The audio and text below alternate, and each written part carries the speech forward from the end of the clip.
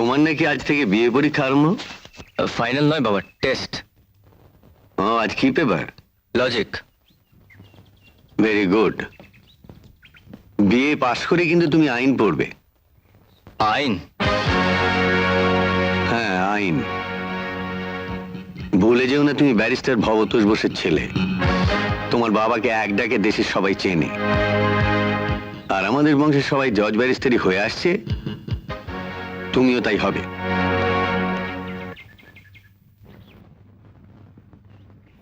মা, শেষ পর্যন্ত কি আমাকে ওই শ্যামলা পরে বটতলা গিয়ে দাঁড়াতে হবে? আমাকে বলছিস কেন? বাবাকে বলতে পারলি না?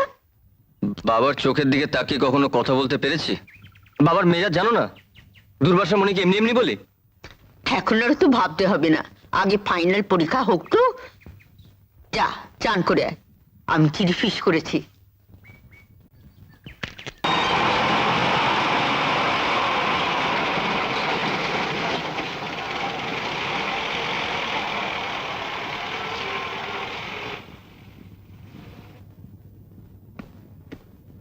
আপনার আবার কি হলো?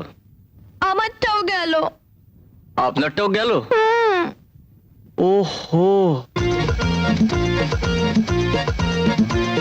টায়ার। গাড়ি আছে, স্টেপনি আছে, আর জ্যাক নেই। একেবারে হাদারাম। জ্যাকটা তো দেখলাম, কি স্টেপনি নেই? আছে, কিন্তু একা নামাতে পারছি না। প্লিজ একটু হেল্প করুন। আপনি বুঝি বাড়ির একমাত্র আদুরে মেয়ে? তার মানে? মানে হাত আছে, চর মারার জন্য হাতে জোর আছে, কাজের বেলায় কি হাতে নুলো? হামিদা বানু, এবার ডুডুটা না খেয়ে একটু মাছ মাংস খাও। আর কদিন এরকম ডল পুতুল সেজে থাকবে? হ্যাঁ, চলে।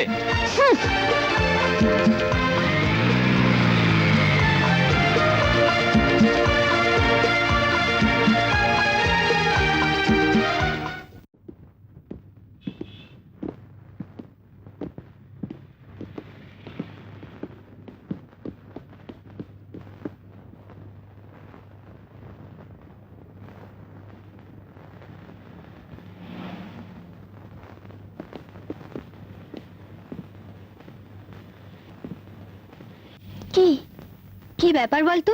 শিখা আজকে পরীক্ষা দিতে এলো না? আমিও তো তাই ভাবছি।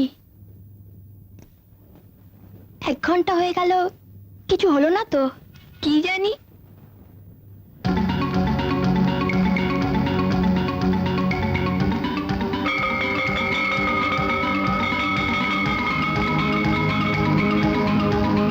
কি ব্যাপার, তুমি দেরি করে আসছো?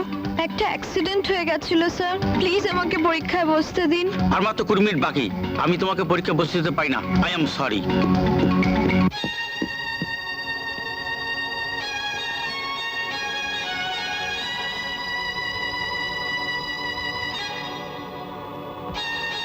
দীপু, হামিদা বানুকে পরীক্ষা দিতে দিল না রে।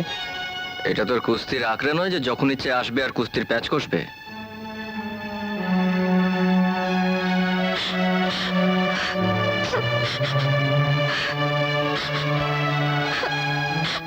এই যে হামিদা বানু, এবারে বুঝতে পারছো আমাকে চড় মারার দামটা কি?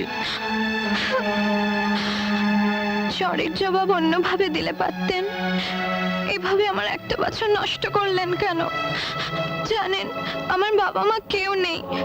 মামাদের কাছে মানুষ, মামাদের কাছে কিভাবে দাঁড়াবো বলতে পারেন?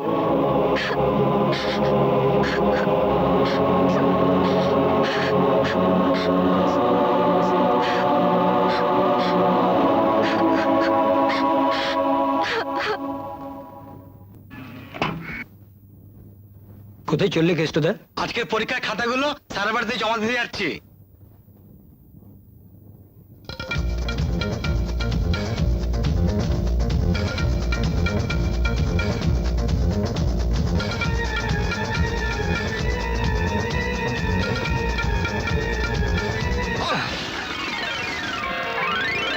এই রে, খাতাগুলো তো সব নালায় পড়ে গেল, লেখাগুলো তো আর পড়া যাবে না। পড়ে গেল না? তুমি চাকরিতে ফেললে? আমি তোমার কথা সব স্যারকে গিয়ে বলবো। হ্যাঁ, বলো বলো বলো, যাও। বলবোই তো, আমি তোমার কথা বলবো। দেখে নেবে, আমার নাম কেষ্ট মিত্তির, আমি তোমার দেখে নেবো। হ্যাঁ, আমি তোমার রাস্টিকেট করে দেবো। ইচ্ছা করে তুমি অ্যান্সার পেপারগুলো জলের মধ্যে ফেলে দিয়েছো। How dare you! বিশ্বাস করুন স্যার, আমি ইচ্ছে করে করিনি, মানে হঠাৎ আসতে গিয়ে। আমি আর কোনো এক্সকিউজ শুনতে চাই না। তুমি আর পরীক্ষাতে বসতে পারবে না। তুমি গোনাও।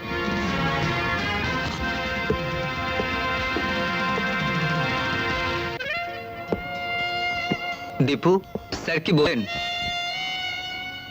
আমি আর পরীক্ষায় বসতে পারবো না। আমাকে কলেজ থেকে রাস্ট্রিকেট করে দিয়েছে। একদিক থেকে ভালোই হলো, কাউকে ক্ষতি করার শাস্তি হাতে হাতে পেয়ে গেলাম। যাকে শিখা পরীক্ষায় বসতে পারবে।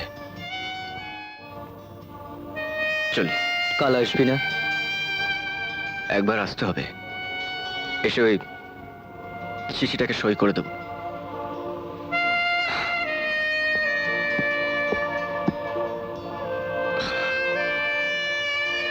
তোরা কি শুনেছিস? তুই যাতে আবার পরীক্ষা দিতে পারিস, দীপুদা তারই ব্যবস্থা করে দিয়েছে। ওর কেরিয়ারটা নষ্ট হয়ে যাবে, তোমার উচিত একটা কিছু করা। আমি যা করব তোরা আমার পাশে থাকবি তো? হ্যাঁ হ্যাঁ, সারা কলেজ তোকে সাহায্য করবে। ঠিক আছে, পুচকে মেয়ে খুকুর কেরামতিটা কালই তোমরা দেখতে পাবে।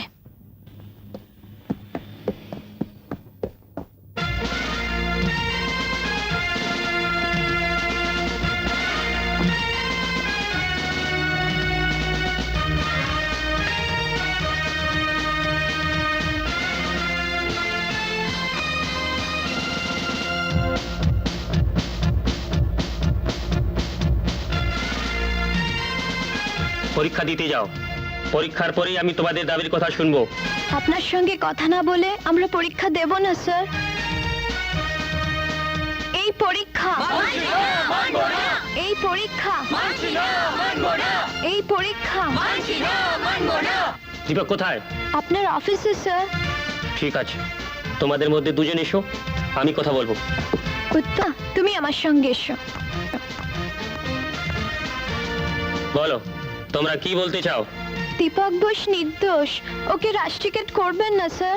দীপক যে নির্দোষ, সে ধারণাটা হলো কি করে? ও পড়াশোনায় সবসময় ভালো, সেটা আপনি জানেন স্যার।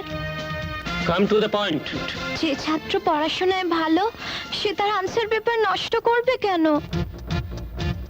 কাল সব ছাত্রই পরীক্ষায় বসেছিল, শুধু আমি দিতে পারিনি। পরীক্ষা যদি ভন্ডুল করার হতো তাহলে আমারই করা উচিত ছিল স্যার। দীপক নির্দোষ স্যার। ঠিক আছে, তোমাদের কথাই আমি মেনে নিলাম।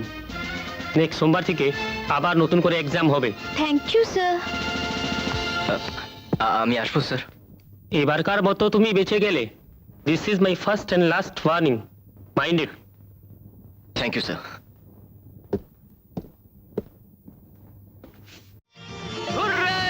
আরে দীপক, কি হলো? First and last warning. Deepak boss! Deepak boss!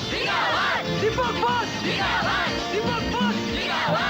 Shikha, Deepak দাকে একটা থ্যাঙ্কস দিয়ে আয়। দীপক বস!